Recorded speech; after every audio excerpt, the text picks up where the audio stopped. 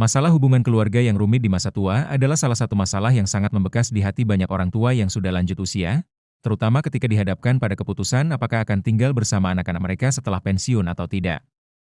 Konflik ini, yang pada awalnya tampak sederhana, penuh dengan kompleksitas emosional dan praktis yang memengaruhi orang tua dan anak-anak.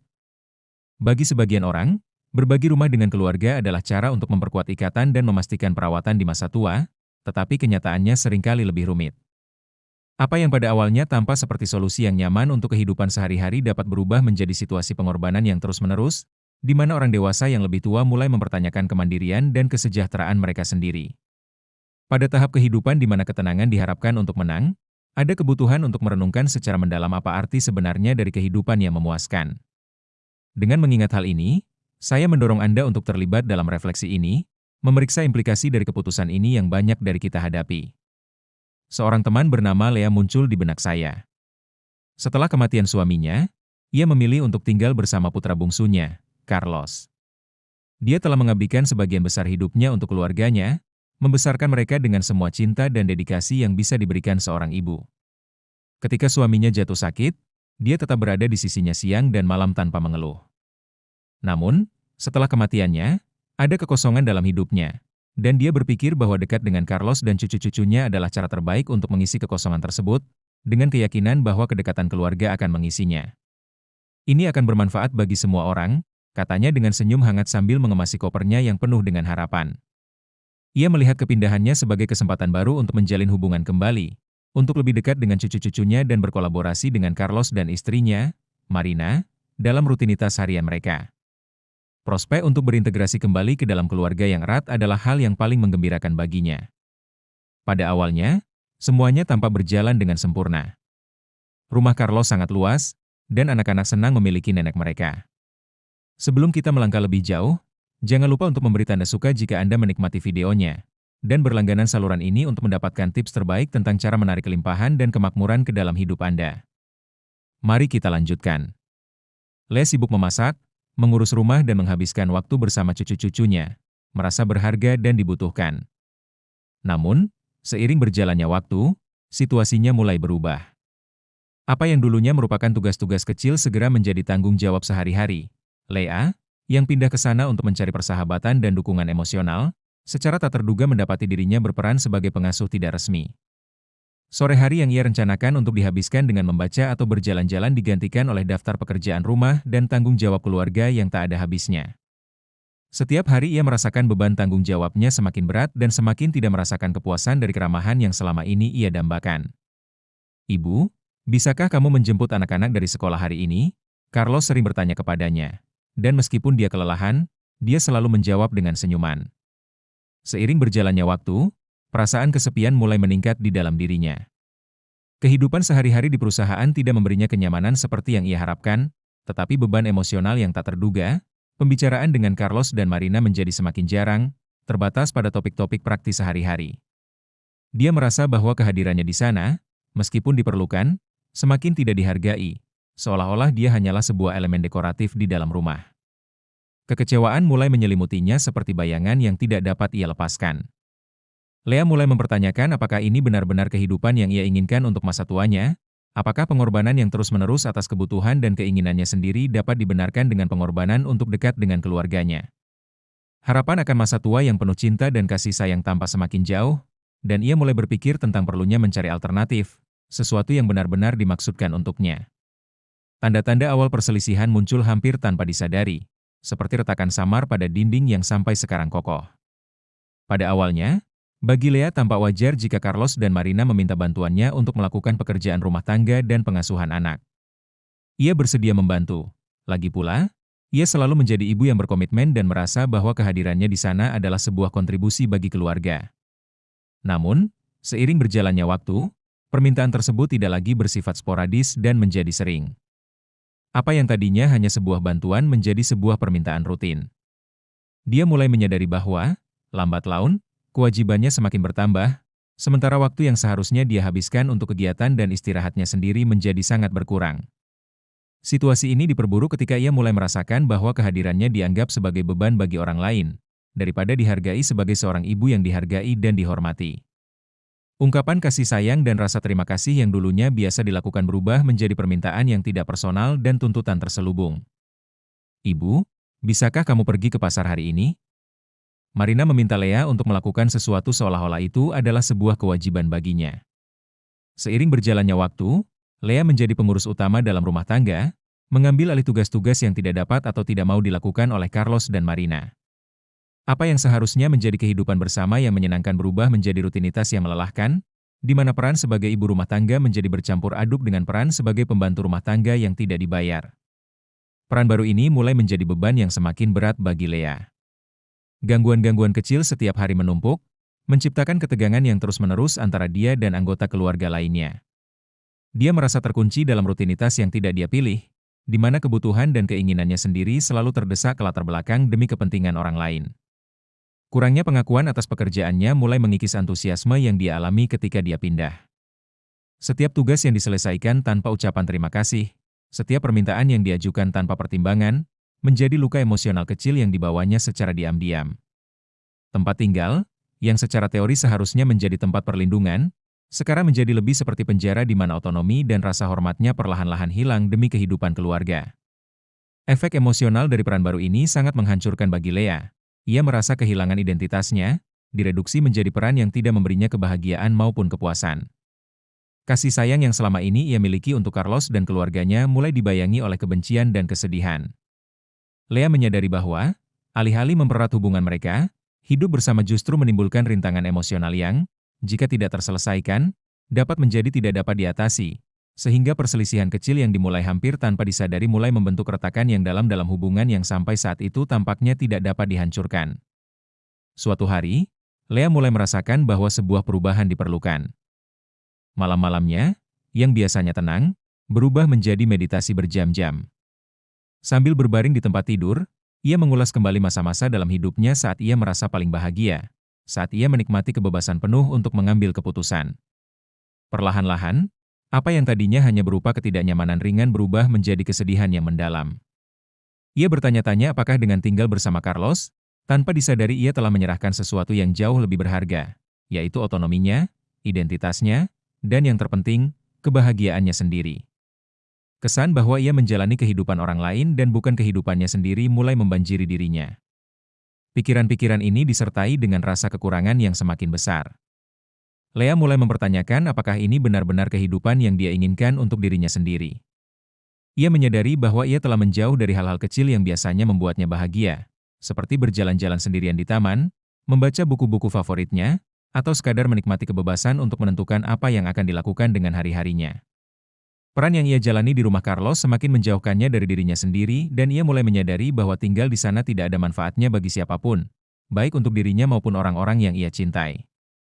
Namun, pilihan untuk pergi dan mengubah hidupnya kembali bukanlah pilihan yang mudah.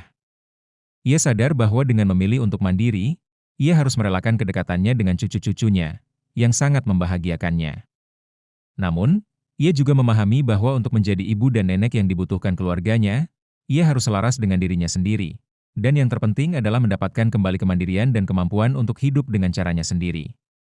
Kenangan hidupnya sebelum tinggal bersama Carlos mulai membanjiri kembali. Ia mengenang bagaimana, bahkan setelah kematian suaminya, ia berhasil menemukan kegembiraan dalam rutinitasnya yang sederhana, dikelilingi oleh teman-teman dan kegiatan yang benar-benar memuaskannya. Konsep untuk kembali ke kampung halamannya, di mana ia berasal dan di mana ia tahu bahwa ia dapat menjadi dirinya sendiri, mulai mengkristal di benaknya. Akhirnya menyadari bahwa kebahagiaannya tidak bergantung pada kedekatannya dengan keluarga dengan segala cara, tetapi pada menemukan dan menjaga keseimbangan antara mencintai anak-anaknya dan merawat dirinya sendiri. Lea sampai pada sebuah keputusan bahwa untuk mempertahankan martabatnya, keseimbangan emosionalnya dan kesejahteraannya, dia harus membuat keputusan yang berani. Dia menyadari bahwa tidak akan mudah untuk memberitahu Carlos dan keluarganya, tetapi dia juga memahami bahwa itu adalah satu-satunya cara untuk mendapatkan kembali kendali atas hidupnya. Dia tidak ingin lagi hanya menjadi sosok yang tidak hadir di rumah putranya, dia ingin mengambil kendali atas masa depannya sendiri. Meskipun itu berarti menghadapi ketidakpastian lagi, dan dengan pemikiran tersebut, ia mulai mengatur langkah selanjutnya dalam perjalanannya. Mengetahui bahwa kebahagiaan sejati hanya dapat dicapai jika ia berani memilih yang terbaik untuk dirinya sendiri, ia bertekad untuk mendapatkan kembali kendali atas keberadaannya. Suatu hari ia mengumpulkan semua keberanian yang ia miliki untuk memberitahu keluarganya tentang keputusannya. Pagi itu, dengan kopi yang masih panas di atas meja, dia memanggil Carlos dan Marina untuk berbicara. Jantungnya berdebar-debar, tetapi kata-katanya keluar dengan ketenangan yang tak terduga. Saya telah melakukan banyak pemikiran akhir-akhir ini, ia memulai, sambil menatap mata Carlos. Saya pikir sudah waktunya untuk menempuh jalan saya sendiri. Saya merasa perlu kembali ke rumah saya, ke kehidupan saya, di mana saya bisa mendapatkan kembali ketenangan pikiran dan otonomi yang telah saya tinggalkan. Keheningan yang terjadi kemudian seakan tak berkesudahan. Carlos dan Marina saling memandang dengan penuh keheranan dan keprihatinan. Tapi ibu, apakah kamu benar-benar yakin? Anak-anak akan sangat merindukanmu, Carlos berkomentar, mencoba memproses apa yang baru saja dia dengar. Lea menarik napas dalam-dalam, menyadari kerumitan dari percakapan itu, tetapi juga bahwa dia mengambil langkah yang diperlukan untuk ketenangan pikirannya sendiri. Saya sangat menyayangi cucu-cucu saya, Carlos, dan saya akan selalu ada di sini ketika mereka membutuhkan saya, tetapi saya juga memiliki kebutuhan saya sendiri. Saya perlu menemukan diri saya lagi dan melakukan apa yang benar-benar membuat saya bahagia. Jika saya tidak melakukannya sekarang, saya khawatir saya akan kehilangan diri saya selamanya. Marina, yang sedari tadi hanya terdiam, mengangguk pelan, memahami maksud dari perkataan Lea.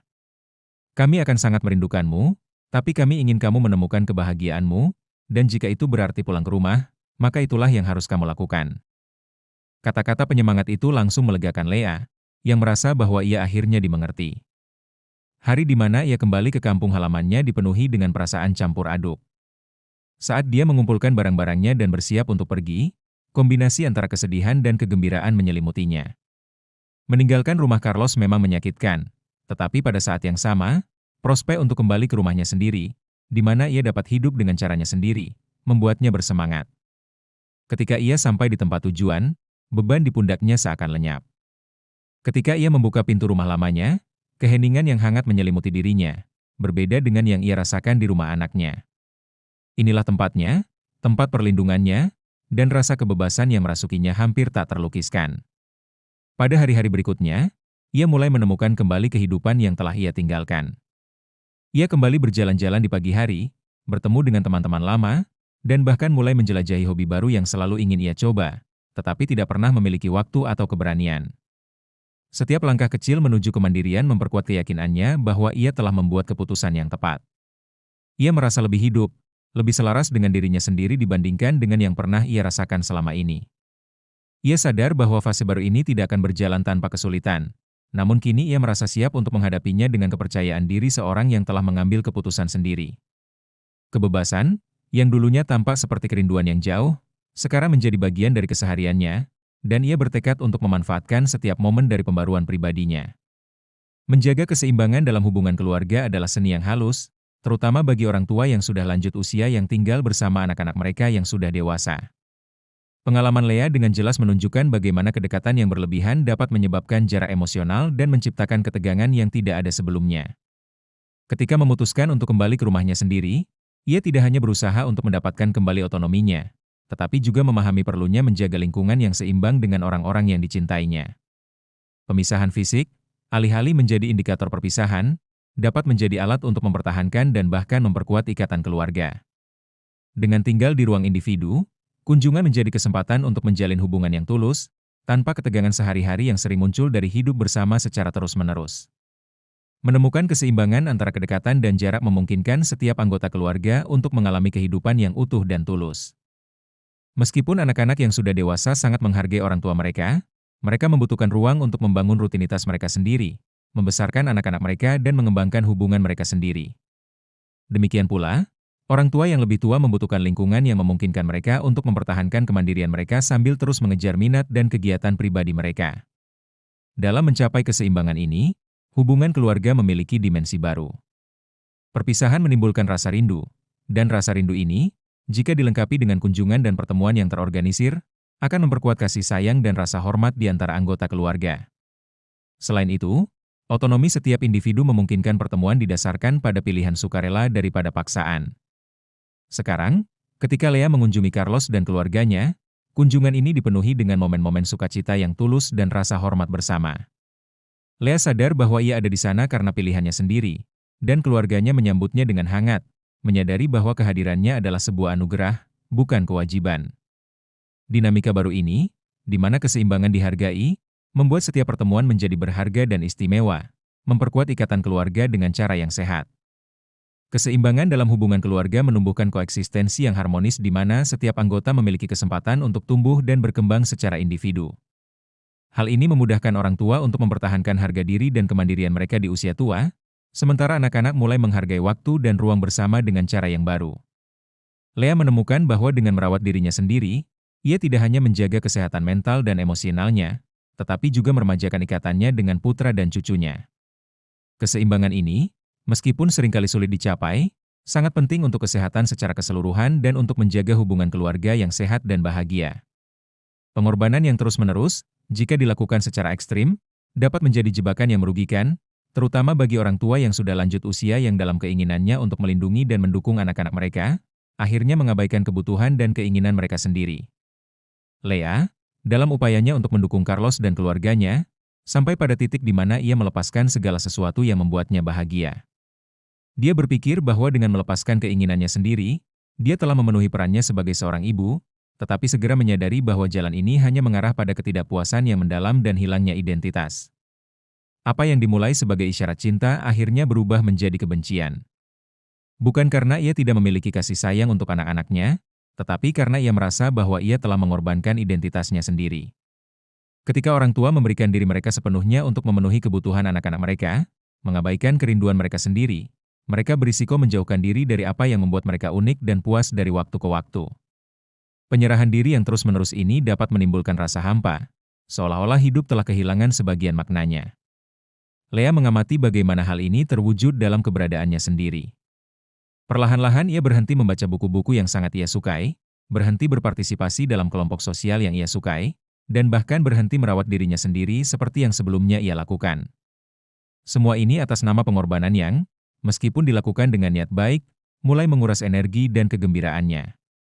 Akibatnya, ia mulai mengalami kepahitan tertentu, bukan karena kurangnya pengakuan, tetapi karena kesan bahwa ia telah kehilangan sesuatu yang berharga, jati dirinya. Sangat penting untuk diingat bahwa perawatan diri bukanlah suatu tindakan mementingkan diri sendiri, tetapi merupakan kebutuhan yang penting untuk tetap sehat dan mampu mendukung orang lain. Seperti kata pepatah populer, Anda tidak dapat memberikan apa yang tidak Anda miliki. Agar orang tua tetap menjadi pilar yang kuat bagi anak-anak mereka harus memastikan bahwa kebutuhan emosional, fisik, dan mental mereka sendiri terpenuhi dengan pada akhirnya memilih untuk memprioritaskan kesejahteraan mereka. Lea tidak hanya mendapatkan kembali semangat hidupnya, tetapi juga menjadi ibu dan nenek yang lebih peduli dan puas, mampu memberikan yang terbaik tanpa merasa terbebani.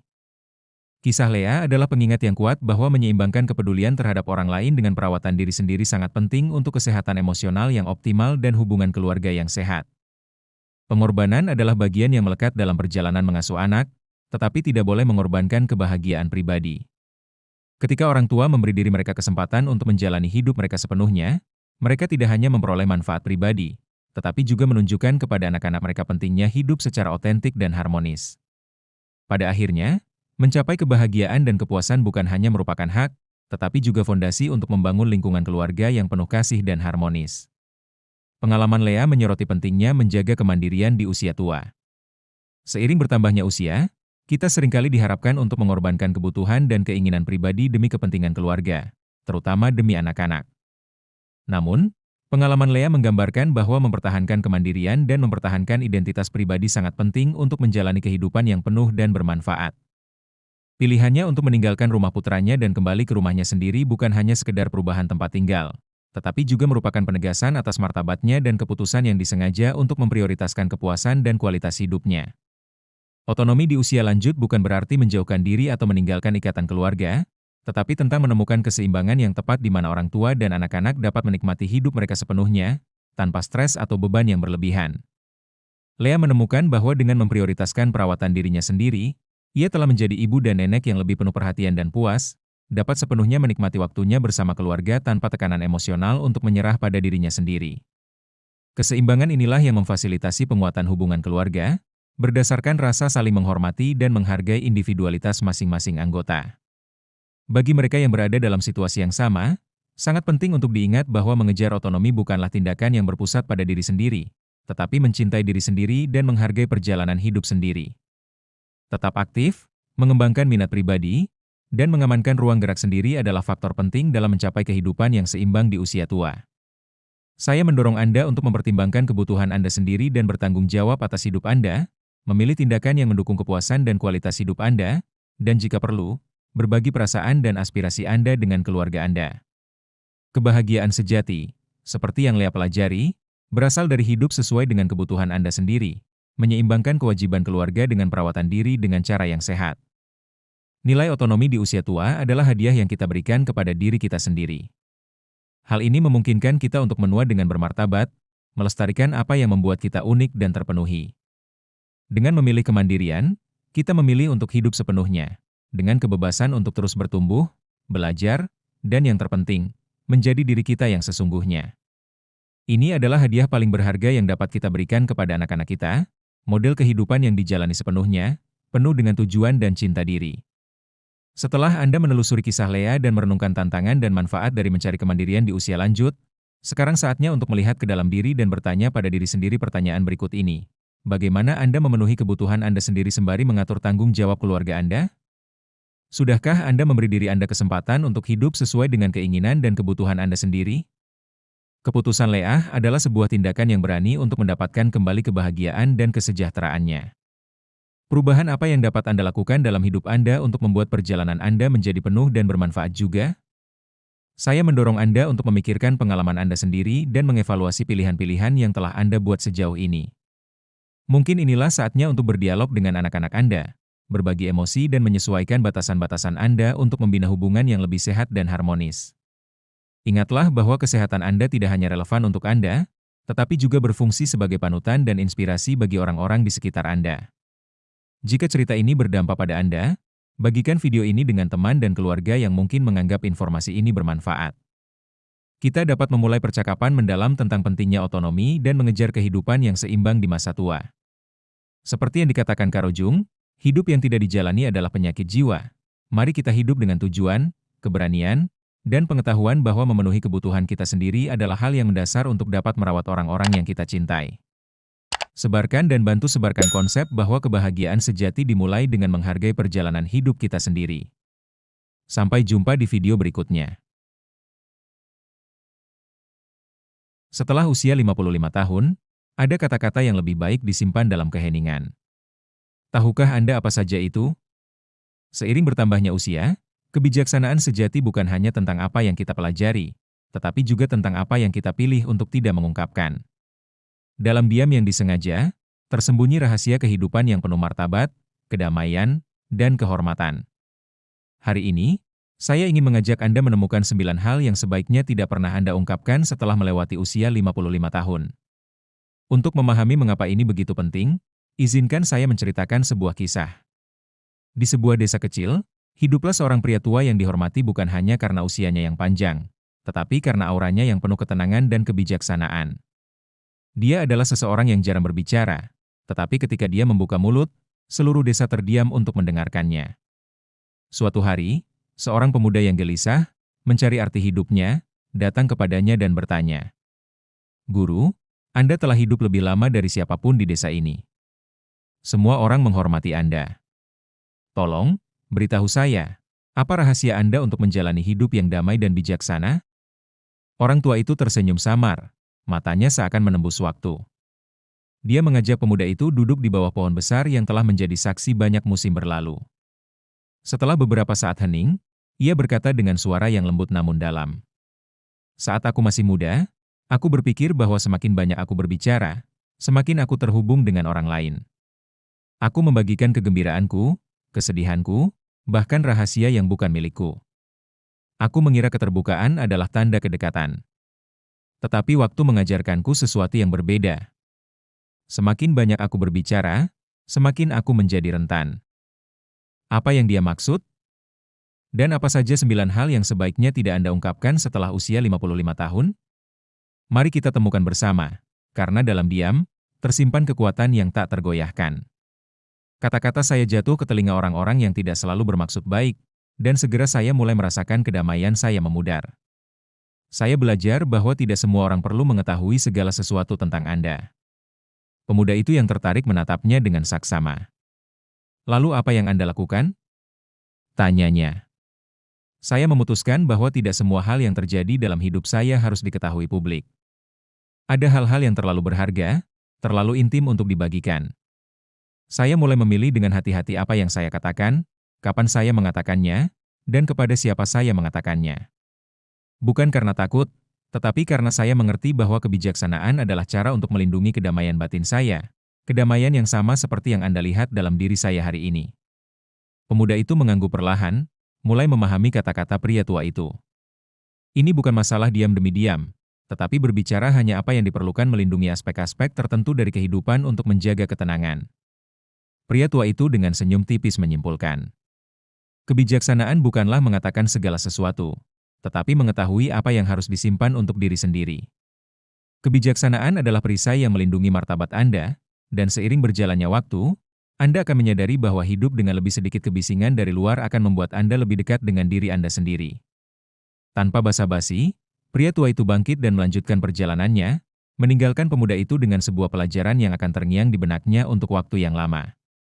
Sang pemuda yang masih termenung merasa sangat penasaran. Ada sesuatu dalam kata-kata orang tua itu yang sangat berkesan baginya, tetapi dia masih ragu. Guru, ia tanyanya dengan tulus, saya mengerti bahwa tidak semua hal harus dikatakan, tetapi hal-hal seperti apa yang harus dirahasiakan? Bagaimana seseorang tahu apa yang harus dibagikan dan apa yang harus disimpan untuk diri sendiri? Pria tua itu dengan senyum tenang yang sepertinya menyembunyikan pengalaman bertahun-tahun memandang pemuda itu dan mengangguk. Ah, itu pertanyaan yang bijaksana. Ada beberapa aspek dalam hidup kita yang, jika terlalu banyak dibagikan, dapat menyebabkan lebih banyak kerugian daripada kebaikan. Dan saya tidak hanya berbicara tentang bagaimana orang lain memandang kita, tetapi juga kedamaian batin kita sendiri. Pemuda itu menatapnya dengan penuh semangat menunggu jawabannya. Pria tua itu melanjutkan. Seiring bertambahnya usia, kita mulai menyadari bahwa beberapa hal yang dulu kita anggap penting untuk dikatakan tidak lagi penting untuk dikatakan. Seiring berjalannya waktu, kita menyadari bahwa melindungi otonomi diri sendiri sangatlah penting. Dengan menceritakan segala sesuatu kepada orang lain, tanpa disadari kita telah memberikan potongan-potongan diri kita sendiri yang mungkin seharusnya tetap berada di dalam diri kita sendiri. Pria tua itu berhenti, membiarkan angin mengisi keheningan di antara mereka. Ada beberapa hal, teman mudaku, yang tidak perlu lagi kamu ceritakan bukan karena hal itu buruk atau memalukan, tetapi karena di dalam kebisuan itu terdapat kekuatanmu kendali atas hidupmu. Kebijaksanaan sejati tidak terletak pada apa yang kita katakan, tetapi pada apa yang kita pilih untuk tidak katakan. Orang lupa bahwa diam juga merupakan sebuah respon. Pemuda itu terkejut. Untuk pertama kalinya, ia memahami bahwa ini bukan hanya tentang menyimpan rahasia, tetapi tentang menjaga aspek-aspek tertentu dalam hidupnya sebagai benteng pribadi yang tidak tergoyahkan oleh pendapat atau interpretasi orang lain. Jadi, apa yang tidak saya bagikan akan memperkuat saya, gumamnya dalam hati. Pria tua itu berdiri, mengakhiri percakapan. Dan ketika Anda mencapai usia saya, Anda akan mengerti dengan lebih jelas. Sekarang setelah kita melihat pelajaran berharga dari pria tua ini, saya ingin mengajak Anda untuk merenungkan kehidupan Anda sendiri. Apakah ada hal-hal yang telah Anda bagikan yang mungkin harus Anda simpan sendiri? Sekarang mari kita bahas tentang 9 hal yang tidak boleh Anda ceritakan kepada siapapun jika Anda berusia antara 55 dan 75 tahun. Dan percayalah, setiap hal itu penting untuk kehidupan yang lebih damai dan bermartabat. Jika Anda menghargai kebijaksanaan, saya ingin sekali mendengar pendapat Anda. Tinggalkan komentar di bawah ini dengan mengatakan, kebijaksanaan saya diam. Dan, tentu saja, jangan lupa untuk menyukai video ini dan berlangganan untuk mendapatkan lebih banyak lagi tips yang berharga untuk membantu Anda hidup dengan ketenangan dan kekuatan batin yang lebih besar. 1. Uang-uang adalah hal yang pertama. Dalam situasi apapun, bukalah ide yang baik untuk berbagi rincian spesifik tentang situasi keuangan Anda. Seiring bertambahnya usia, memiliki stabilitas keuangan dapat menjadi sumber ketenangan pikiran. Namun, di saat yang sama, hal ini juga merupakan area yang rentan. Terlalu banyak membicarakan aset, pendapatan, atau tabungan Anda dapat membuat orang lain memiliki ekspektasi yang tidak realistis atau, lebih buruk lagi, mencoba memanfaatkan kemurahan hati atau niat baik Anda. 2. Pikirkanlah dengan menyebutkan keuangan Anda, bahkan tanpa niat buruk sekalipun, Anda dapat menarik perhatian yang tidak diinginkan. Keluarga, teman, atau kenalan mungkin mulai melihat Anda sebagai seseorang yang memiliki dan yang dapat mereka manfaatkan. Terkadang, hal ini bahkan tidak disadari. Sederhananya, orang mengubah persepsi mereka tentang Anda ketika mereka tahu terlalu banyak tentang uang Anda. Untuk lebih memahami beberapa masalah, saya juga membahas tentang apa yang dikatakan oleh para filsuf Stoa. Pelajaran Stoa di sini sangat jelas. Kekayaan hanyalah sebuah alat, bukan sesuatu yang mendefinisikan siapa diri Anda. Kaum Stoa, seperti Seneca, mengingatkan kita bahwa nilai sejati bukanlah pada apa yang Anda miliki, tapi pada bagaimana Anda mengelola harta tersebut. Merahasiakan keuangan Anda tidak hanya melindungi Anda dari ekspektasi orang lain, tetapi juga menjaga ketenangan batin Anda. Dengan merahasiakan bagian hidup Anda ini, Anda terhindar dari penilaian yang tidak perlu dan risiko orang lain salah menafsirkan niat atau posisi Anda. 2. Usia. Sekarang mari kita bahas tentang sesuatu yang, meskipun alami, dapat menjadi masalah yang sensitif. Usia. Kita tahu bahwa berlalunya waktu tidak dapat dihindari, tetapi terus-menerus membicarakan usia Anda dapat mengubah cara orang lain melihat Anda. Seringkali, terlalu fokus pada tahun-tahun yang telah Anda jalani dapat membuat orang mulai merendahkan Anda atau melihat Anda sebagai orang yang terbatas dalam hal apa yang bisa dan tidak bisa Anda lakukan. Mungkin Anda sudah menyadarinya. Ketika Anda menyebutkan usia Anda, beberapa orang langsung melabeli Anda, memasukkan Anda ke dalam sebuah kotak. Mungkin dengan maksud baik, mereka mulai memperlakukan Anda seolah-olah Anda lebih rapuh atau kurang mampu. Atau lebih buruk lagi, Anda mungkin mulai mempercayainya sendiri. Bahaya sebenarnya dari terlalu banyak membicarakan usia adalah Anda dapat membatasi diri Anda sendiri tanpa menyadarinya. Namun, inilah kebenarannya. Usia Anda tidak mendefinisikan Anda. Yang terpenting adalah bagaimana Anda menjalani hidup Anda. Bagaimana Anda menggunakan setiap hari yang Anda miliki. Anda memiliki pengalaman, Anda memiliki kebijaksanaan, dan itulah yang seharusnya bersinar. Usia hanyalah sebuah angka. Yang terpenting adalah apa yang Anda lakukan dengan tahun-tahun itu. Bagaimana Anda tetap ingin tahu, aktif, dan penuh dengan tujuan. Alih-alih berfokus pada berlalunya waktu, fokuslah pada apa yang dapat Anda lakukan hari ini. Kaum Stoa mengajarkan kita untuk tidak mengkhawatirkan apa yang tidak dapat kita kendalikan. Dan perjalanan waktu memang seperti itu, tak terelakkan, tetapi tidak membatasi. Yang bisa Anda kenalikan adalah bagaimana Anda memilih untuk hidup sikap dan tindakan apa yang Anda ambil dari hari ke hari. 3. Rahasia keluarga. Setiap keluarga memiliki kisahnya sendiri. Kadang-kadang itu adalah kenangan indah, penuh tawa dan momen-momen yang pantas untuk diceritakan. Namun, sebenarnya ada juga aspek-aspek yang harus tetap dirahasiakan. Mungkin itu adalah konflik masa lalu, kesalahan yang dilakukan beberapa orang, atau kesalahpahaman sederhana yang tidak pernah sepenuhnya terselesaikan. Dan tidak apa-apa. Tidak semua hal dalam hidup perlu diekspos, terutama jika menyangkut keintiman keluarga. Membicarakan masalah atau rahasia keluarga Anda, meskipun pada awalnya tampak tidak berbahaya, dapat menimbulkan konsekuensi yang tidak terduga. Berapa kali kita mendengar bahwa komentar yang salah tempat dapat menimbulkan ketegangan di antara keluarga, membuka luka lama, atau bahkan mempermalukan seseorang yang dekat dengan Anda? Apa yang tampaknya merupakan percakapan sepele tiba-tiba menjadi beban emosional bagi semua yang terlibat. Kaum Stoa selalu menekankan pengendalian diri, kemampuan untuk menguasai impuls dan emosi kita. Hal ini juga berlaku dalam berbicara. Terkadang diam adalah tanda penghormatan, tidak hanya untuk orang lain, tetapi juga untuk diri sendiri. Melindungi rahasia keluarga bukanlah tentang menyembunyikan kebenaran, melainkan tentang menghindari menyebabkan kerugian yang tidak perlu. Selain itu, dengan menjaga kerahasiaan, Anda juga melindungi unik keluarga. Ini adalah cara untuk menjaga ikatan yang membuat kita tetap terhubung, karena pada akhirnya, apa yang terjadi di dalam sebuah keluarga harus diselesaikan di dalam keluarga. Membagi masalah tertentu dengan orang luar hanya akan menambah komplikasi yang tidak diinginkan dan penilaian dari luar. Masalah kedua adalah masalah pribadi. Kesehatan Anda terutama seiring bertambahnya usia, kesehatan kita menjadi isu sentral dalam hidup kita. Pemeriksaan kesehatan, pengobatan, perawatan, semua ini adalah bagian dari kehidupan kita sehari-hari, tetapi bukan berarti kita harus membicarakannya secara terbuka dengan semua orang. Anda mungkin merasa perlu untuk berbagi tentang apa yang Anda rasakan, atau memberitahu orang lain tentang suatu penyakit atau perawatan, tetapi Anda harus berhati-hati. Kesehatan adalah sesuatu yang secara langsung memengaruhi cara orang lain memandang Anda. Terlalu banyak membicarakan masalah medis Anda dapat secara tidak sengaja membuat orang lain melihat Anda lebih rapuh atau membutuhkan bantuan daripada yang sebenarnya. Selain itu, seberapa sering Anda menyadari bahwa ketika Anda menyebutkan suatu penyakit, semua orang memiliki pendapat atau saran yang tidak Anda minta? Hal ini tidak hanya membuat Anda kewalahan, tetapi juga kontraproduktif. Kontrol atas kesehatan Anda juga merupakan masalah otonomi.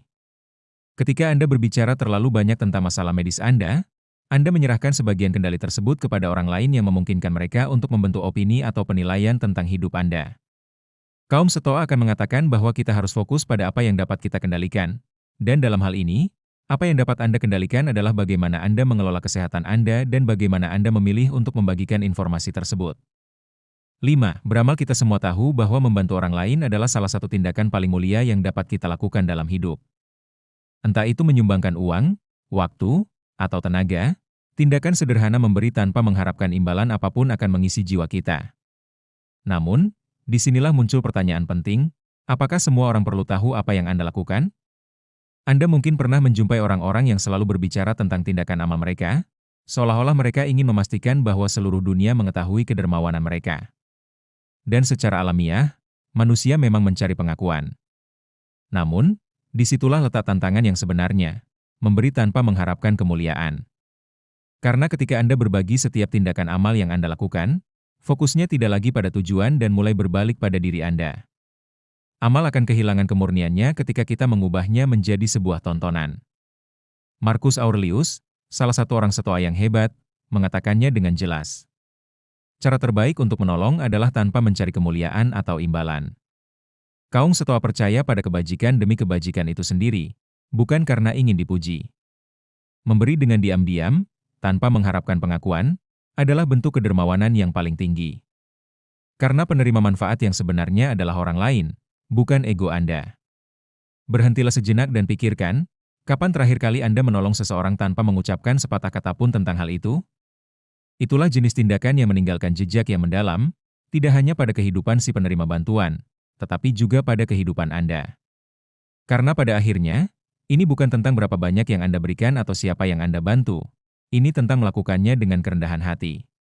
Mengetahui bahwa dampak terbesar bukan pada apa yang dilihat orang lain, tetapi pada apa yang Anda capai dalam diam. 6. Keyakinan pribadi. Dan sekarang mari kita beralih ke medan yang sama intimnya. Keyakinan pribadi Anda sepanjang hidup. Kita membentuk opini dan keyakinan berdasarkan pengalaman kita, apa yang kita jalani, apa yang kita pelajari. Dan keyakinan-keyakinan ini adalah milik kita sendiri, bagian dari identitas kita. Namun, terus-menerus membagikannya, mendiskusikannya dengan semua orang atau memaksakannya kepada orang lain dapat menciptakan lebih banyak hambatan daripada jembatan. Ketika Anda berbicara terlalu banyak tentang apa yang Anda yakini, apakah itu prinsip, keyakinan, atau pandangan hidup Anda pasti akan mulai mengundang konflik. Tidak semua orang akan berpikir seperti Anda, dan itu tidak masalah. Masalahnya muncul ketika Anda mencoba membuat orang lain memahami, memvalidasi, atau mengadopsi ide-ide Anda. Yang terburuk, berbagi terlalu banyak tentang keyakinan Anda dapat membuat orang lain mempertanyakan atau bahkan mengejeknya, membuat Anda terekspos secara tidak perlu. Seiring bertambahnya usia, kita mendapatkan kebijaksanaan untuk memahami bahwa tidak selalu perlu mengutarakan pendapat kita. Terkadang, menyimpan keyakinan kita untuk diri kita sendiri adalah cara terbaik untuk melindungi kedamaian batin kita. Ini tidak berarti bahwa Anda tidak boleh memiliki pendapat atau menyembunyikan jati diri Anda, tetapi ini berarti bahwa Anda tidak perlu membuktikan apapun kepada siapapun. Keyakinan Anda berharga justru karena itu adalah milik Anda dan tidak perlu divalidasi oleh orang lain. 7. Lepaskanlah penyihir-penyihir masa lalu. Seiring berjalannya waktu, kehidupan mengajarkan kita bahwa banyak hal yang menyakiti kita sudah tidak relevan lagi. Ini seperti membawa tas penuh dengan batu yang tidak melakukan apa-apa selain menghalangi kita. Hinaan yang Anda terima bertahun-tahun yang lalu, kata-kata pahit dari seseorang yang bahkan sudah tidak ada lagi dalam hidup Anda, apa gunanya terus memberi mereka ruang dalam pikiran Anda? Pikirkanlah tentang hal ini. Setiap kali Anda mengingat kembali penghinaan lama, Anda membawanya kembali ke masa kini. Anda membiarkan rasa sakit itu yang seharusnya sudah memudar sekarang untuk terus mempengaruhi kehidupan Anda sehari-hari. Dan ironisnya, seringkali orang lain tidak mengingatnya. Sementara Anda terus mengenang luka itu, dunia terus berjalan. Disinilah kebijaksanaan kaum Stoa berperan. Mereka mengatakan bahwa kekuatan sejati terletak pada melepaskan apa yang tidak dapat kita kendalikan. Dan masa lalu adalah salah satu hal yang berada di luar kendali kita. Apa yang terjadi, terjadilah. Apa yang dikatakan, ya dikatakan. Tantangan yang sebenarnya adalah membebaskan diri Anda dari rantai tak terlihat yang terus Anda bawa. Melepaskan bukan berarti melupakan. Melepaskan berarti berhenti membiarkan luka-luka itu mengendalikan Anda. Dengan melepaskan penghinaan, dendam, Anda membebaskan diri Anda dari beban yang tidak perlu yang menghalangi Anda untuk bergerak maju dengan ringan dan jernih. Ini adalah tindakan keberanian, tindakan mencintai diri sendiri. Melepaskan memberi Anda kembali kekuatan atas hidup Anda. 8. Kehormatan lindungi reputasi Anda tanpa menyombongkan diri. Sekarang, mari kita bahas tentang sesuatu yang membingungkan banyak orang. Kehormatan dan kebutuhan untuk menyombongkan diri atas pencapaian. Kita semua ingin hidup kita memiliki makna, agar usaha kita diakui.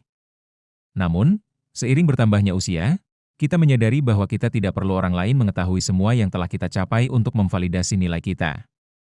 Melindungi reputasi Anda memang penting, tentu saja, tetapi melakukannya dengan kerendahan hati adalah hal yang benar-benar menunjukkan kehebatan. Ada garis tipis antara melindungi diri Anda dan tergoda untuk menyombongkan diri. Ketika Anda tergoda untuk mengingatkan orang lain tentang semua yang telah Anda lakukan, tanyakan pada diri Anda, apakah itu benar-benar perlu? Martabat tidak membutuhkan tepuk tangan. Kaum Stoa mengajarkan bahwa kehormatan sejati ada pada bagaimana Anda hidup, bukan pada apa yang Anda katakan. Tindakan Anda, cara Anda menjalani hidup Anda, sudah berbicara dengan sendirinya. Anda tidak perlu mengingatkan orang lain tentang pencapaian Anda terus-menerus. Warisan yang paling kuat adalah warisan yang dibangun dengan kerendahan hati, tanpa perlu menjadi sorotan. Kita hidup di zaman di mana segala sesuatu tampak bersifat publik, di mana semua orang ingin pencapaian mereka dilihat, dibagikan, dan dirayakan. Tetapi ada sesuatu yang sangat membebaskan ketika mengetahui bahwa nilai Anda tidak bergantung pada apa yang orang lain lihat atau katakan. Hidup Anda adalah milik Anda sendiri, dan orang-orang yang benar-benar berarti sudah tahu siapa Anda, tanpa Anda harus memberitahu mereka. Kesembilan adalah seksualitas yang intim harus tetap intim. Pada usia ini, kehidupan seks Anda adalah sesuatu yang hanya milik Anda, untuk pasangan Anda jika Anda memilikinya, dan tidak untuk orang lain. Anda tidak perlu menjelaskan atau membenarkan apapun tentang area kehidupan Anda ini. Masyarakat seringkali memiliki kecenderungan untuk menstigmatisasi atau kekanak-kanakan seksualitas pada orang yang lebih tua, seolah-olah itu adalah subjek yang menghilang seiring bertambahnya usia. Namun kenyataannya, bagi mereka yang memilih untuk menjalani bagian hidup mereka, keintiman tetaplah valid dan bermakna seperti biasanya. Tapi disinilah kuncinya. Seksualitas adalah area di mana privasi adalah hal yang mendasar. Ini bukan tentang menyembunyikan sesuatu karena malu, tetapi tentang melindungi martabat Anda, tentang menjaga apa yang bersifat pribadi bagi Anda. Membagikan detail kehidupan intim Anda tidak hanya tidak perlu, tetapi juga dapat membuka pintu bagi penilaian dan opini yang tidak berhak dibuat oleh siapapun tentang Anda. Pikirkanlah hal ini, apa yang Anda dapatkan dengan membicarakan sesuatu yang begitu intim? Kekuatan yang sesungguhnya adalah menjaga bagian-bagian kehidupan Anda tetap terkendali dalam ruang yang aman yang tidak dilanggar oleh pandangan dari luar. Ketika Anda menjaga hal-hal yang paling pribadi, Anda memastikan bahwa Anda hidup dengan anggun, tanpa penjelasan, tanpa harus mengekspos diri Anda pada keingintahuan atau penilaian orang lain. Pada akhirnya, seksualitas Anda adalah bagian dari hidup Anda yang menjadi milik Anda sendiri. Sepanjang poin-poin ini kita telah berbicara tentang pentingnya kebijaksanaan, tentang apa yang kita pilih untuk disimpan dan apa yang kita pilih untuk tidak dibagikan. Itulah kebijaksanaan dalam bentuknya yang paling murni. Hidup, terutama pada tahap ini, adalah tentang apa yang kita lakukan dan apa yang tidak kita lakukan, apa yang kita katakan dan apa yang kita pilih untuk diam. Melindungi privasi Anda adalah cara untuk melindungi diri Anda sendiri. Menjadi tua dengan bermartabat, dengan kekuatan batin yang tidak memerlukan persetujuan dari luar. Ini bukan tentang menutup diri Anda dari dunia, tetapi tentang memilih dengan hati-hati apa yang Anda bagikan dan dengan siapa Anda membaginya. Karena pada akhirnya, kedamaian sejati datang dari hidup dengan tenang dan selaras dengan diri Anda sendiri. Kalau uang terasa seperti selalu menghilang dari tanganmu, atau kesempatan baru nggak pernah datang, mungkin masalahnya bukan di luar, tapi di dalam rumahmu sendiri. Tanpa sadar, kamu mungkin dikelilingi oleh benda-benda yang menghalangi aliran rezeki. Ini bukan tahayul, tapi soal energi. Segala sesuatu yang ada di sekitarmu memengaruhi alam bawah sadarmu dan bisa saja memperkuat pola kekurangan tanpa kamu sadari. Kamu mungkin sudah bekerja keras, berusaha sebaik mungkin, tapi kalau lingkungan tempat tinggalmu dipenuhi dengan energi stagnan, kehilangan, atau kekacauan, aliran uang bisa saja terhambat.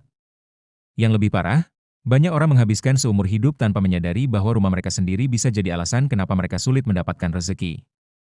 Tapi sekarang, kamu bisa mengubah itu semua. Hari ini, aku akan menunjukkan 5 benda yang diam-diam bisa menjauhkan uang dari hidupmu tanpa kamu sadari. Dan yang lebih penting, aku juga akan mengajarkan cara menghilangkan hambatan-hambatan ini, supaya energi kemakmuranmu bisa mengalir dengan lancar. Mungkin ini adalah sesuatu yang belum pernah kamu bayangkan sebelumnya. Tapi setelah mendengar ini, semuanya akan masuk akal. Siap? Yuk, kita mulai. Rumah tempat kamu tinggal bukan sekadar tempat untuk tidur, makan, dan menghabiskan waktu. Rumah adalah cerminan dari pikiranmu, refleksi dari apa yang terjadi dalam dirimu. Setiap benda yang kamu pilih untuk disimpan di rumah mengirimkan pesan ke alam bawah sadarmu. Mungkin kelihatannya sepele, tapi semua yang ada di sekitarmu memiliki dampak besar terhadap perasaan, emosi, bahkan kondisi keuanganmu. Sama seperti orang-orang di sekitarmu bisa membentuk pola pikir dan energimu, benda-benda di rumah juga bisa memengaruhimu tanpa kamu sadari. Pernah nggak kamu masuk ke suatu tempat dan langsung merasa berat, aneh, atau nggak nyaman? Atau sebaliknya, pernahkah kamu masuk ruangan yang langsung terasa tenang dan nyaman? Perasaan itu bukan kebetulan. Benda-benda menyimpan energi, kenangan, dan makna. Dan kalau rumahmu dipenuhi dengan benda-benda yang menyimpan energi kemiskinan, stagnasi, atau ketidakseimbangan, itu bisa langsung tercermin dalam hidupmu. Kadang bukan dunia luar yang menghalangi rezekimu, tapi benda-benda yang kamu simpan di rumah sendiri. Banyak orang hidup dikelilingi oleh barang-barang yang menyimpan sejarah kesulitan, kehilangan, atau keterbatasan tanpa mereka sadari. Misalnya, hadiah dari seseorang yang selalu mengeluh tentang hidup, perabot warisan dari orang yang mengalami banyak penderitaan, atau barang yang mengingatkan pada masa-masa sulit. Semua ini bisa memengaruhi energimu tanpa kamu sadari. Pikiran kita selalu menangkap informasi dari lingkungan sekitar. Dan kalau rumahmu penuh dengan energi negatif, itu bisa memperkuat pola kekurangan dalam hidupmu. Coba pikirkan barang-barang yang ada di rumahmu. Berapa banyak yang benar-benar membuatmu merasa nyaman dan bahagia? Berapa banyak yang tetap ada hanya karena kamu terbiasa melihatnya, tanpa pernah bertanya apakah benda itu masih punya makna dalam hidupmu? Kalau barang-barang di sekitarmu enggak mencerminkan pertumbuhan, harmoni, dan kemakmuran, mungkin sudah saatnya mengevaluasi apa saja yang perlu tetap disimpan. Perubahan kecil bisa benar-benar mengubah energi rumahmu dan membuka jalan bagi peluang baru untuk datang. Saat kamu dengan sadar memilih benda-benda yang ada di sekitarmu, kamu juga memilih energi yang ingin kamu hadirkan dalam hidupmu. Menciptakan lingkungan yang selaras dengan energi kemakmuran bukan berarti harus mengeluarkan banyak uang atau punya rumah mewah. Yang terpenting bukan harga barang-barangnya, tapi energi yang mereka bawa. Rumah yang rapi, di mana setiap benda punya tujuan dan memberikan perasaan ringan, akan membantu aliran kemakmuran. Sebaliknya, rumah yang penuh dengan barang-barang tak berguna dan berantakan bisa menciptakan hambatan energi yang enggak terlihat. Kemakmuran butuh ruang untuk mengalir, dan saat lingkunganmu harmonis, kamu akan lebih mudah terhubung dengan energi itu. Sekarang, coba lihat sekeliling rumahmu dengan lebih sadar. Apa yang dikatakan benda-benda di rumahmu tentang dirimu? Apakah mereka mendukung pertumbuhanmu atau malah memperkuat pola lama yang seharusnya sudah kamu tinggalkan? Ini adalah refleksi yang sangat penting. Terkadang, perubahan kecil di lingkungan bisa membawa dampak besar dalam hidup. Dengan kesadaran ini, kita bisa melangkah lebih jauh untuk memahami benda-benda apa saja yang secara langsung memengaruhi kemakmuranmu, dan bagaimana beberapa di antaranya bisa menjauhkan uang dari hidupmu tanpa kamu sadari. Yang pertama adalah barang-barang rusak, cermin retak, gelas pecah, peralatan elektronik yang enggak berfungsi. Apapun yang rusak dan masih kamu simpan, itu membawa energi kekurangan. Barang yang tidak utuh mencerminkan energi yang terpecah, dan itu berpengaruh langsung ke hidupmu. Barang-barang rusak melemahkan energi rumah dan menghambat aliran kemakmuran. Kalau nggak bisa diperbaiki, buang saja tanpa ragu. Menyimpan barang rusak sama saja seperti memberitahu semesta bahwa kamu menerima sesuatu yang kurang dari yang seharusnya. Yang kedua adalah laci penuh dengan kabel, baterai, dan remote lama. Barang-barang ini mungkin nggak terpakai lagi, tapi tetap memenuhi ruang berdebu dan menghambat aliran energi. Kamu mungkin menganggapnya sepele, tapi kekacauan ini mencerminkan keterikatan pada masa lalu dan ketakutan untuk memberi ruang bagi hal baru. Rumah yang penuh dengan barang nggak berguna membuatmu terjebak dalam siklus lama tanpa memberi kesempatan bagi rezeki baru untuk masuk. Mulailah bersih-bersih, buang barang yang nggak diperlukan, dan rasakan sendiri perubahan energinya. Yang ketiga adalah hiasan dengan gambar hewan ternak seperti sapi, ayam, atau babi. Simbol-simbol ini membawa energi kepasrahan dan pengorbanan yang bisa berdampak negatif pada keuanganmu. Semua yang kamu simpan di rumah mencerminkan sesuatu dalam hidupmu, dan gambar hewan yang ditakdirkan untuk disembelih bisa memperkuat pola kekurangan.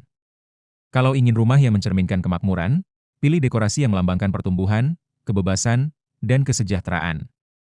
Yang keempat adalah jam mati. Jam yang nggak berfungsi melambangkan waktu yang berhenti, energi yang stagnan, dan peluang yang terhalang. Waktu adalah gerakan, dan kalau jam di rumahmu mati, bisa jadi ada sesuatu dalam hidupmu yang juga mandek. Banyak orang menyimpan jam mati karena lupa mengganti baterainya, tanpa sadar bahwa itu bisa menghambat aliran kemakmuran. Kalau ada jam mati di rumahmu, segera pasang baterai baru atau singkirkan. Yang terakhir adalah tanaman mati atau tanaman plastik yang berdebu. Tanaman melambangkan kehidupan, pertumbuhan, dan pembaruan. Kalau tanaman mati dibiarkan di rumah, itu menyeratkan kemunduran. Tanaman plastik yang kotor juga menyimpan energi yang stagnan. Kalau ingin rezeki lancar, rawat tanaman hidup dengan baik atau pilih yang bisa memberikan kesegaran di rumah. Barang-barang ini mungkin terlihat sepele, tapi kondisi rumahmu sangat berpengaruh pada aliran uang dalam hidupmu. Sekarang setelah tahu benda-benda yang bisa menjauhkan kemakmuran, saatnya memahami barang apa saja yang bisa menarik rezeki dan mengubah energi rumahmu. Kita bahas di bagian berikutnya. Yang pertama adalah air yang mengalir. Air mancur atau akuarium dengan ikan mas melambangkan aliran yang terus bergerak, pembaruan, dan kekayaan.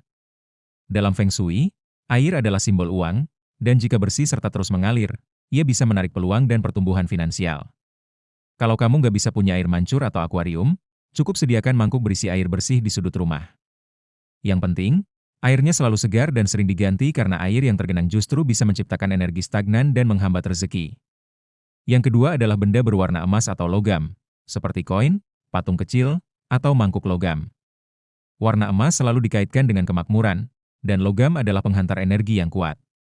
Mangkuk berisi koin, lonceng logam, atau bahkan nampan emas kecil bisa meningkatkan getaran kemakmuran di rumahmu. Benda-benda di sekeliling kita memengaruhi alam bawah sadar, dan elemen-elemen ini membantu memperkuat pola pikir tentang kelimpahan dan pertumbuhan finansial. Yang ketiga adalah lukisan atau gambar yang melambangkan kemakmuran. Pikiran kita sangat responsif terhadap rangsangan visual, dan apa yang kita lihat setiap hari bisa membentuk keyakinan kita. Jika di rumah ada gambar-gambar yang melambangkan kekayaan, seperti pemandangan alam yang subur, ladang panen, atau simbol kelimpahan, otakmu akan menyerap pesan itu dan menyelaraskan energimu dengan rezeki. Lingkungan tempat tinggalmu seharusnya menjadi pengingat konstan tentang realitas yang ingin kamu ciptakan. Benda-benda yang ada di rumahmu bukan hanya dekorasi biasa, tapi juga memegang peran dalam membentuk energimu sehari-hari. Dengan memilih barang yang mendukung kemakmuran, kamu membuka jalan bagi rezeki untuk mengalir lebih lancar dalam hidupmu. Sekarang kamu sudah tahu apa saja yang bisa menjauhkan dan menarik uang ke rumahmu. Langkah selanjutnya, terapkan perubahan ini dan lihat sendiri bagaimana energimu berubah. Yang keempat adalah kristal kemakmuran seperti pirit dan sitrin. Kristal-kristal ini terkenal karena memiliki energi yang kuat dalam menarik uang dan kesuksesan. Pirit, misalnya, memiliki kilau emas yang melambangkan kekayaan. Sedangkan sitrin sering disebut sebagai batu kekayaan karena dipercaya bisa meningkatkan kejernihan pikiran dan kepercayaan diri dalam mengambil keputusan finansial. Cara terbaik untuk menggunakan kristal ini adalah menempatkannya di lokasi strategis, seperti dekat pintu masuk rumah atau di meja kerja, agar energinya selalu aktif. Yang kelima adalah buku catatan atau jurnal rasa syukur. Melatih rasa syukur setiap hari adalah salah satu cara paling efektif untuk menarik lebih banyak hal baik dalam hidup. Menuliskan hal-hal yang kamu syukuri setiap hari melatih pikiranmu untuk mengenali kelimpahan yang sudah ada. Kebiasaan ini tidak hanya mengubah energimu, tetapi juga memengaruhi cara berpikir dan bertindak, membuatmu lebih terbuka terhadap peluang keuangan baru. Memiliki benda-benda ini di rumah bukanlah sekadar kepercayaan, tetapi lebih kepada menciptakan pengingat visual tentang realitas yang ingin kamu bangun. Sekarang setelah kamu tahu cara mengubah energi rumahmu, ada satu hal yang sering diabaikan, pengaruh energi dari orang-orang yang masuk ke rumahmu. Gak semua energi yang memengaruhi keuanganmu berasal dari dirimu sendiri atau dari benda-benda di rumah.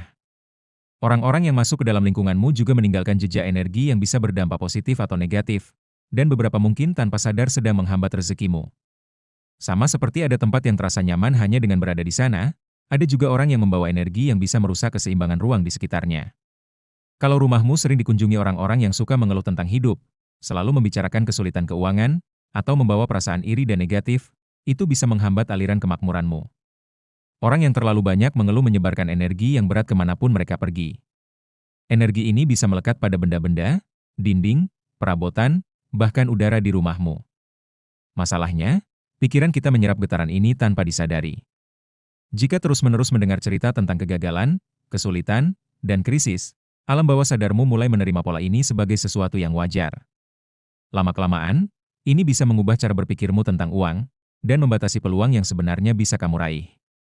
Selain itu, konflik dalam rumah juga menciptakan atmosfer yang berat, dan bisa berdampak buruk pada keuanganmu. Jika ada pertengkaran yang sering terjadi, kata-kata kasar, atau perasaan marah yang berlarut-larut, energi di rumah jadi semakin padat dan stagnan. Uang butuh harmoni untuk bisa mengalir.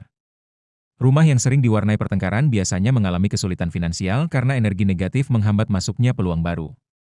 Oleh karena itu, penting untuk menjaga rumah tetap menjadi tempat yang damai dan seimbang agar kemakmuran lebih mudah datang. Ada satu hal lagi yang sering diabaikan, energi yang dibawa oleh orang-orang tertentu. Ada tamu yang datang dengan perasaan iri, frustrasi, atau niat tersembunyi. Mereka mungkin datang dengan senyum, tetapi di dalam hati merasa tidak nyaman melihatmu sukses dan bahagia. Meskipun tidak ada yang diucapkan secara langsung, energi mereka tetap tertinggal di rumah dan bisa memengaruhi hidupmu secara halus. Pernahkah kamu merasa setelah seseorang berkunjung ke rumahmu, tiba-tiba banyak hal mulai terasa tidak beres? Ada saja masalah kecil yang muncul, barang yang rusak, atau keadaan yang tiba-tiba jadi kacau. Ini bukan kebetulan. Untuk mencegah energi negatif dari luar mengganggu rezekimu, penting untuk merawat energi rumahmu. Jika setelah seseorang pergi kamu merasa ada yang berbeda, buka jendela untuk mengganti udara, nyalakan dupa, atau berdoa untuk memulihkan keseimbangan ruangan. Pembersihan energi sederhana seperti ini bisa sangat membantu. Yang terpenting adalah menjaga rumah tetap bersih dari pengaruh-pengaruh yang bisa menghambat aliran kelimpahan tanpa kamu sadari. Sekarang setelah kamu memahami bagaimana energi dari luar bisa berdampak pada finansialmu, ada satu faktor utama yang harus dibahas. Gerakan. Kemakmuran sangat berkaitan dengan aliran, dan kalau rumah atau rutinitasmu stagnan, itu bisa tercermin dalam kesulitan finansial. Kalau segala sesuatu di rumahmu terasa diam, menumpuk, dan nggak berubah dalam waktu lama, kondisi keuanganmu mungkin juga mengalami kebuntuan yang sama. Kemakmuran tidak cocok dengan stagnasi. Rumah yang nggak pernah berubah, di mana furnitur tetap di tempat yang sama selama bertahun-tahun, dan rutinitas yang selalu sama, seringkali mencerminkan ketidakmampuan untuk berkembang dalam hidup penghuninya. Kalau kamu ingin rezekimu mengalir lebih lancar, perhatikan seberapa banyak pergerakan yang ada di rumah dan dalam hidupmu. Lingkungan yang nggak pernah berubah menciptakan pola energi yang statis, tanpa ruang untuk hal baru. Uang butuh aliran, dan itu dimulai dari tempat tinggalmu. Bahkan perubahan kecil bisa berdampak besar. Menggeser posisi furnitur, mengganti letak barang, atau merapikan rak bisa membantu memperbarui energi ruangan. Kalau semuanya di sekitarmu selalu sama tanpa ada perubahan, bagaimana mungkin kehidupan finansialmu bisa berkembang? Faktor lain yang sangat penting adalah sirkulasi udara dan cahaya. Rumah yang gelap, pengap, dan selalu tertutup cenderung menumpuk energi berat yang bisa mengurangi vitalitas penghuninya. Uang butuh lingkungan yang hidup agar bisa mengalir. Membuka jendela di pagi hari, membiarkan sinar matahari masuk, dan memberi ruang bagi udara segar untuk bergerak adalah kebiasaan sederhana yang bisa membawa perbedaan besar. Cahaya membawa kejernihan, gerakan, dan membuka pintu bagi peluang baru. Jadi, kalau kamu merasa rezekimu masih seret, coba lihat apakah rumahmu sudah mendukung aliran kemakmuran. Jangan biarkan energi stagnan menghalangi pertumbuhan dan kesuksesan yang seharusnya bisa lebih mudah kamu raih. Tapi bukan hanya lingkungan yang butuh pergerakan.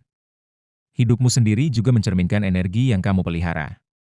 Kalau rutinitasmu selalu sama, tanpa pembelajaran baru, tanpa tantangan, tanpa perubahan, getaran energimu bisa jadi stagnan. Uang suka ekspansi, dan orang-orang yang selalu belajar, berkembang, serta mencari pertumbuhan cenderung lebih mudah menarik peluang keuangan baru. Kalau kamu merasa semuanya terasa mandek, tanyakan pada dirimu sendiri, apa yang bisa aku ubah hari ini untuk mengaktifkan energi kemakmuranku? Melakukan sesuatu yang baru adalah salah satu cara paling ampuh untuk mengundang kelimpahan. Bisa berupa ikut kursus, membaca sesuatu yang berbeda, mencoba pengalaman baru, atau bahkan mengubah rute perjalanan yang biasa kamu lalui setiap hari. Perubahan kecil bisa menciptakan dampak besar. Sama seperti uang yang perlu berputar agar berkembang, hidupmu juga perlu bergerak agar pertumbuhan bisa terjadi. Kalau semuanya tetap sama dalam waktu lama, energi stagnasi akan mengambil alih.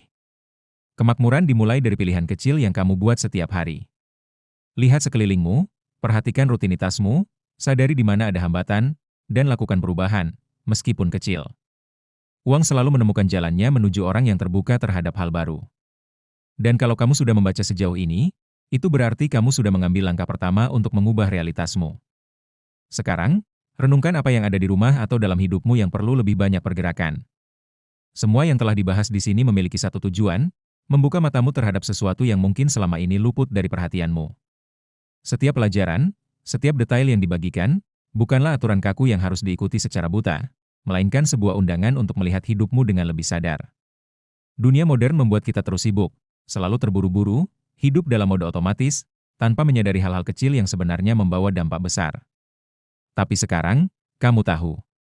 Lingkungan tempat tinggalmu, benda-benda yang kamu pilih untuk simpan, dan energi yang berputar di rumahmu, semuanya memiliki pengaruh nyata terhadap kemakmuranmu. Ini bukan soal tahayul, tapi soal kesadaran. Yang terpenting adalah bagaimana kamu merenungkan semua ini dan menyesuaikannya dengan realitas hidupmu. Mungkin kamu mulai menyadari bahwa ada benda-benda di rumah yang memang sudah nggak selaras dengan fase hidupmu saat ini. Atau mungkin kamu butuh lebih banyak waktu untuk memproses informasi ini. Dan itu nggak masalah. Perubahan bukanlah perlombaan, tapi perjalanan menuju kesadaran yang lebih dalam. Kebijaksanaan kuno mengajarkan bahwa energi rumah kita mencerminkan energi dalam hidup kita. Tapi di zaman sekarang, kebijaksanaan ini sering terlupakan, tertutup oleh hiruk-pikuk kehidupan sehari-hari. Kita dikelilingi oleh informasi, distraksi, dan tekanan, namun jarang meluangkan waktu untuk melihat ke dalam diri dan memahami apa yang benar-benar memengaruhi energi kita. Begitu kita menyadari apa yang memengaruhi medan energi kita memiliki kekuatan untuk mengubah realitas kita sendiri. Sekarang, setelah kamu memiliki pemahaman ini, apa yang akan kamu lakukan dengan pengetahuan ini? Kamu bisa saja mengabaikannya dan kembali menjalani rutinitas seperti biasa. Atau kamu bisa mulai melihat rumah dan hidupmu dengan sudut pandang yang berbeda. Gak perlu mengubah segalanya sekaligus. Gak perlu mengikuti semuanya secara kaku. Cukup mulailah dengan mengamati, merasakan, dan bertanya pada diri sendiri, apakah ini masih masuk akal bagiku? Begitu kamu mulai memperhatikan detail, apa yang sebelumnya tampak tak terlihat akan menjadi sesuatu yang mustahil untuk diabaikan. Dan sekarang, aku ingin tahu, apa yang paling menarik perhatianmu dari video ini? Pelajaran mana yang paling masuk akal untukmu? Tulis di kolom komentar, karena pengalamanmu bisa menginspirasi orang lain juga. Kalau pesan ini menyentuh hatimu, bagikan video ini dengan seseorang yang membutuhkannya hari ini. Dan kalau kamu ingin terus belajar bagaimana mengubah energi dan hidupmu, jangan lupa subscribe ke channel ini dan aktifkan notifikasinya agar kamu nggak ketinggalan konten baru. Like, komen, dan share video ini. Tindakan kecil seperti ini membantu channel ini berkembang dan menjangkau lebih banyak orang. Karena perubahan besar dimulai dari langkah-langkah kecil. Dan ingat, jaga ruangmu, jaga vibrasimu, dan kemakmuran akan menemukan jalannya ke dalam hidupmu. Sambil menunggu video berikutnya, tonton video yang muncul di layar ini sekarang. Video ini memiliki pelajaran yang sama kuatnya dan mungkin menjadi bagian yang kamu butuhkan untuk benar-benar mengubah hidupmu. Terima kasih dan sampai jumpa di video berikutnya.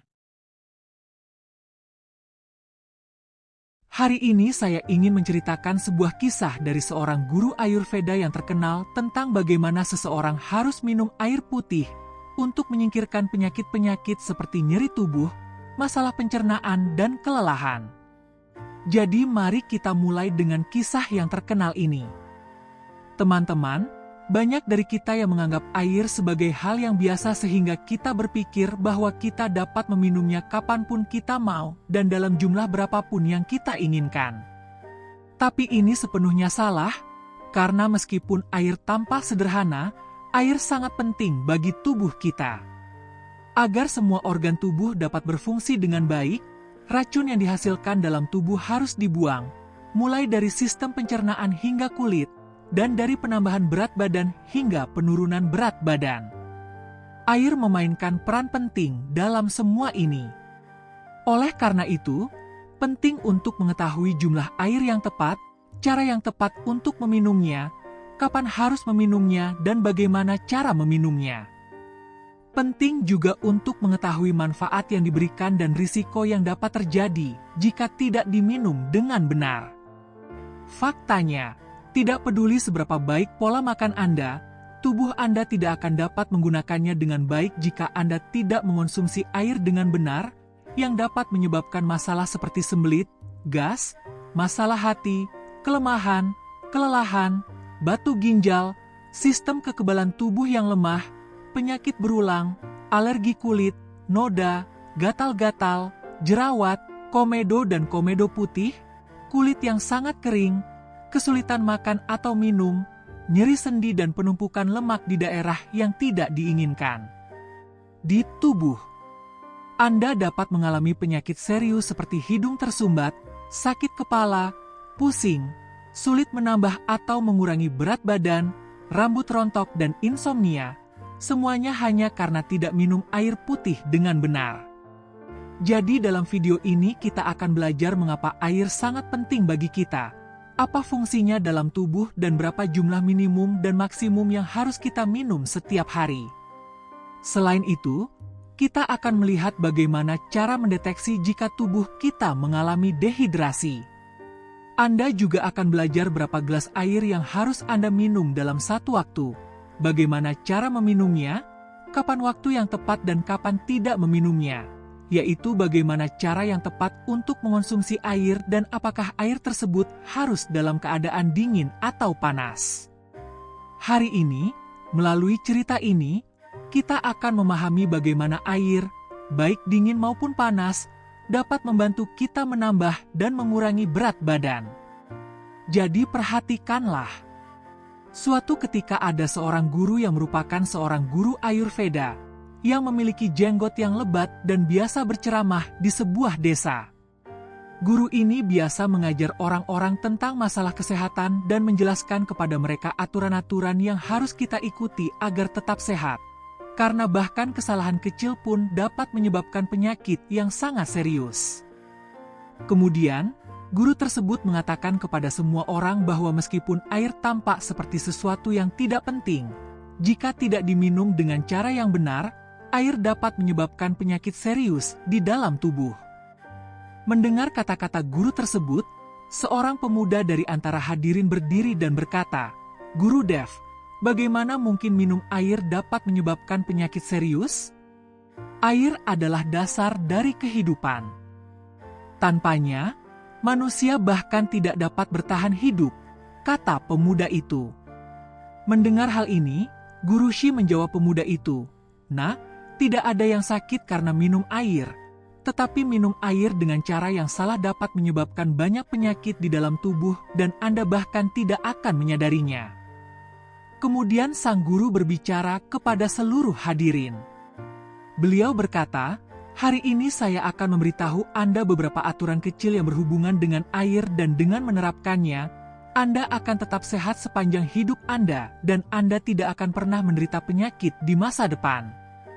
Ikuti aturan-aturan ini selama 12 hari dan Anda akan melihat perubahan yang ajaib dalam tubuh Anda." Sang guru menjelaskan mengapa air sangat penting bagi tubuh kita. Lihatlah, tubuh kita terdiri dari 60 hingga 70% air dan air yang kita minum digunakan oleh bagian-bagian tubuh seperti ginjal, hati, paru-paru, sistem pencernaan dan hampir semua organ. Air membantu segala sesuatu berfungsi dengan baik dan lebih dari segalanya, air memiliki kontribusi besar dalam menjaga sel-sel tubuh kita tetap hidup. Kemudian guru ini menjelaskan kepada semua orang. Pertama, kita harus tahu berapa jumlah minimum dan maksimum air yang harus diminum dalam sehari dan jika terjadi kekurangan air di dalam tubuh, bagaimana kita bisa mendeteksinya? Lihatlah, segera setelah tubuh kekurangan air, warna air seni mulai menguning. Daya pencernaan mulai melemah.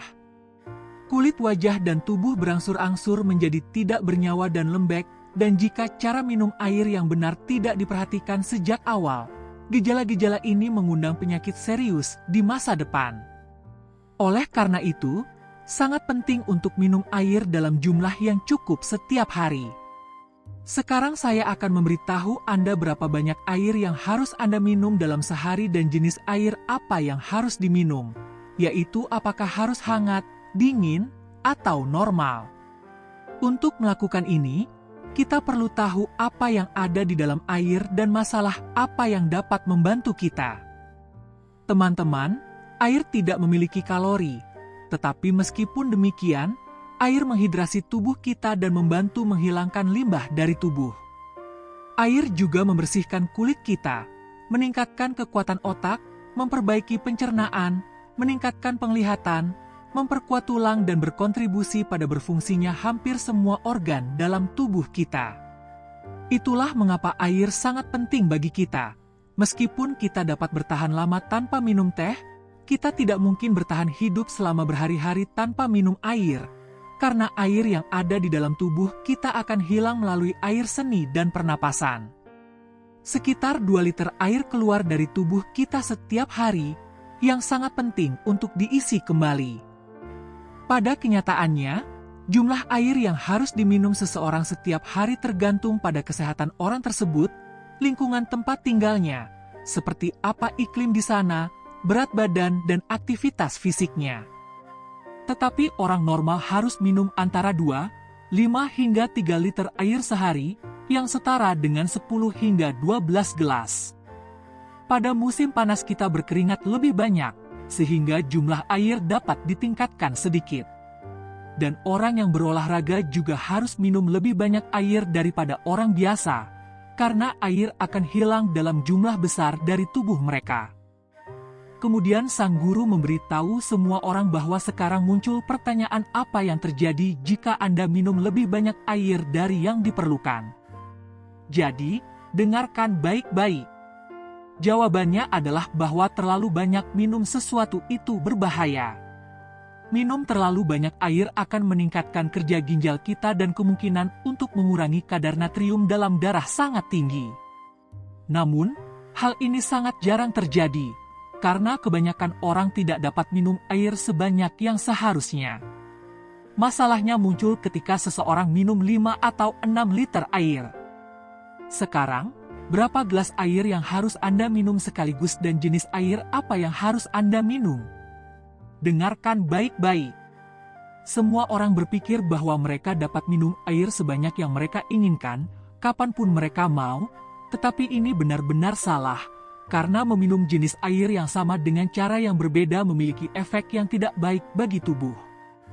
Ada berbagai macam efek yang berbeda, jadi Anda harus selalu minum air dalam keadaan duduk dan perlahan-lahan, seperti menahan air dalam mulut dan mengaduk-aduknya selama 4 detik sebelum menelannya. Dengan melakukan hal ini, air liur yang ada di mulut kita, yang bersifat basa, akan turun ke lambung dan menenangkan keasaman, yang sangat membantu untuk meningkatkan daya pencernaan. Ketika kita berdiri atau minum air dengan cepat, ginjal kita tidak dapat menyaring dengan baik. Selain itu, ketika kita minum air langsung dari botol dan bukannya menggunakan gelas, bersama dengan air, banyak gas yang ada di udara juga masuk ke dalam tubuh kita, yang meningkatkan kemungkinan nyeri sendi di masa depan. Inilah sebabnya mengapa Anda harus selalu minum air sambil duduk dan perlahan-lahan, dalam 4 atau 5 tarikan napas, dan hanya minum 1 atau 1,5 gelas air pada satu waktu, atau sebanyak yang Anda butuhkan sesuai dengan rasa haus Anda. Jika Anda minum terlalu banyak air dalam satu waktu, ginjal tidak akan menyaringnya dengan baik, dan air akan keluar dari tubuh melalui air seni, tanpa digunakan oleh tubuh kita. Guru kemudian menjelaskan bahwa mereka sekarang harus memahami jenis air apa yang harus diminum, apakah air panas, dingin, atau pada suhu normal. Jika kita makan atau minum sesuatu yang sangat dingin, tubuh kita akan menghangatkannya terlebih dahulu sebelum kita dapat menggunakannya. Hal yang sama terjadi pada air ketika kita minum air dingin dari kulkas. Air terlebih dahulu dipanaskan di dalam perut kita sebelum dapat digunakan.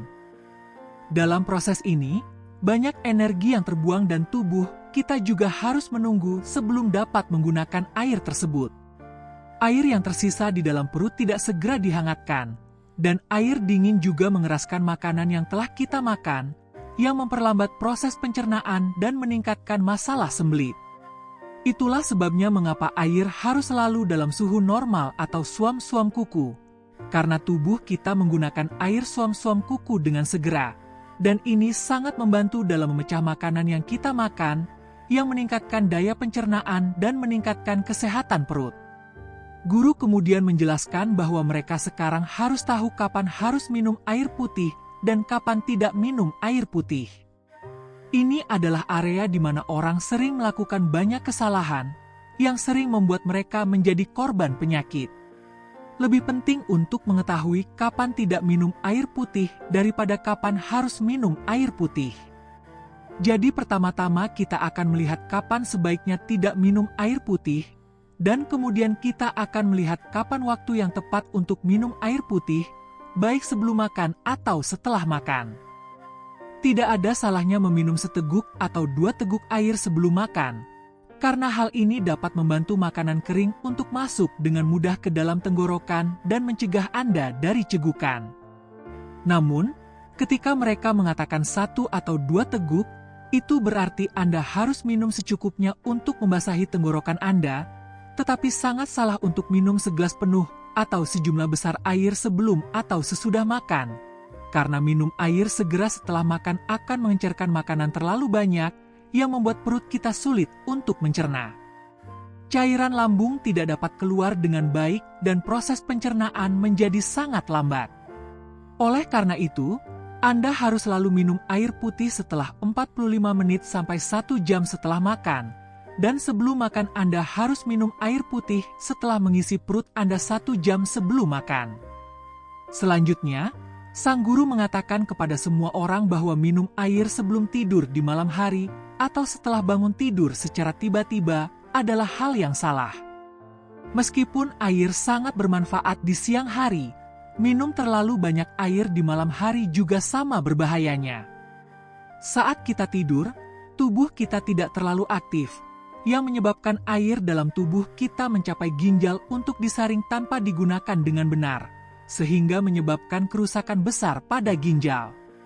Selain itu, hal ini dapat menyebabkan Anda terbangun di malam hari untuk pergi ke toilet beberapa kali, sehingga sulit untuk kembali tidur. Oleh karena itu, Anda harus berusaha memenuhi kebutuhan air di siang hari sebanyak mungkin, karena dengan sering minum air akan terbuang di dalam tubuh tanpa digunakan dan dibuang melalui urin.